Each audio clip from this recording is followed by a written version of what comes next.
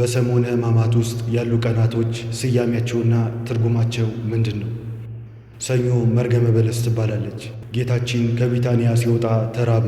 ቅጠል ያለባትንም በለስ ተመልክቶ ወደ እርሷ ቢቀርብ ከቅጠል በስተቀር ምንም ባለማግኘቱ በለሷን የረገመበትና ቤተ መቅደሱን ያነጻበት ዕለት ነው።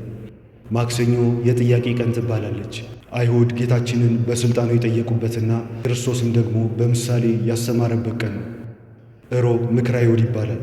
ይህም አይሁድ ክርስቶስን ለመያዝ የመከሩበትና ይሁዳ በ30 ዲናር አሳልፎ ለመስጠት የተስማማበት ዕለት ነው። እንዲሁም መቅደላዊት ማርያም ውድ የሆነውን ሽቶ በክርስቶስ እግር ስር ያፈሰሰችበት ዕለት ነው። ሐሙስ ጸሎተ ሐሙስ ይባላል። ሕጽበተ እግር ወይም የእግር መታጠብ ቀን ሲሆን ቅዱስ ቁርባንም የተመሠረተበት ዕለት ነው። አርብ እንደሚታወቀው ስቅለት ይባላል። ጌታችን ለአዳም ብሎ በመስቀል ላይ የተሰቀለበት ደሙን ያፈሰሰበት ዕለት ነው። ቅዳሜ ቀዳም ስዑር እንዲሁም ለምለሟ ቅዳሜ ትባላለች። የክርስቶስን ትንሣኤ ሳናይ እህል አንበላም ያሉ ሐዋርያትን ምሳሌ በማድረግ የሚጾም በመሆኑ ስዑር የተሻረ ተብሏል። ይህም የሚጾመው ሰንበትን በመሻር በመሆኑ ነው።